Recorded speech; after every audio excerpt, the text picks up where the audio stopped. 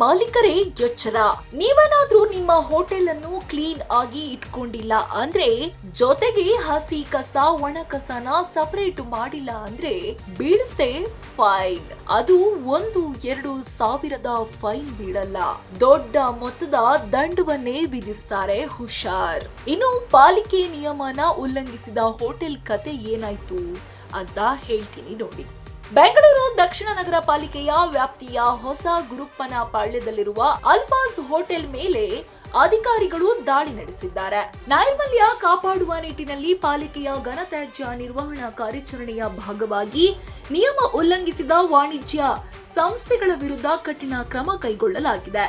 Hotel ಆವರಣದಲ್ಲಿ ತೀವ್ರ ಅಶುಚಿತ್ವ ಕಂಡುಬಂದಿದ್ದು, ಹಸಿ ಮತ್ತು ಒಣ ಕಸವನ್ನು ಪ್ರತ್ಯೇಕವಾಗಿ ವಿಂಗಡಿಸದೆ ನಿಯಮ ಉಲ್ಲಂಘಿಸಲಾಗಿದೆ. ಜೊತೆಗೆ ಸರ್ಕಾರದಿಂದ ನಿಷೇಧಿಸಲ್ಪಟ್ಟ ಏಕ ಬಳಕೆಯ ಪ್ಲಾಸ್ಟಿಕ್ ವಸ್ತುಗಳನ್ನು ಬಳಸದಿರುವುದು ಅಧಿಕಾರಿಗಳ ಗಮನಕ್ಕೆ ಬಂದಿದೆ. ಈ ಎಲ್ಲ ಉಲ್ಲಂಘನೆಗಳ ಹಿನ್ನೆಲೆಯಲ್ಲಿ ಅಲ್ಫಾಸ್ ಹೋಟೆಲ್ಗೆ ಒಟ್ಟು 75,000 ರೂಪಾಯಿ ದಂಡ ವಿಧಿಸಲಾಗಿದೆ. ನಗರ ಪಾಲಿಕೆ ಅಧಿಕಾರಿಗಳು ಸ್ಪಷ್ಟವಾಗಿ ಎಚ್ಚರಿಕೆ ನೀಡಿದ್ದು, ಮುಂದಿನ ದಿನಗಳಲ್ಲಿ ನಿಯಮ ಪಾಲನೆಗೆ ಹೆಚ್ಚಿನ ಕಟ್ಟುನಿಟ್ಟಿನ ಕ್ರಮ ಕೈಗೊಳ್ಳುವುದಾಗಿ ತಿಳಿಸಿದ್ದಾರೆ. ಒಟ್ಟಾರೆ ಈ ಕ್ರಮವು ನಗರದಲ್ಲಿ ಸ್ವಚ್ಛತೆ ಕಾಪಾಡಲು ಹಾಗೂ ಪರಿಸರ ಸಂರಕ್ಷಣೆಗಾಗಿ ಮಹತ್ವದ ಹೆಜ್ಜೆಯಾಗಿದೆ. ಏನಾದರೂ ಹೋಟೆಲ್ ಮಾಲೀಕರುಗಳು ಎಚ್ಚೆತ್ತುಕೊಂಡು ಜನರಿಗೆ ಒಳ್ಳೆಯ ಆಹಾರದ ಜೊತೆಗೆ ಹೋಟೆಲ್ ಶುದ್ಧತೆಯನ್ನ ಕೂಡ ಗಮನ ಹರಿಸಬೇಕು.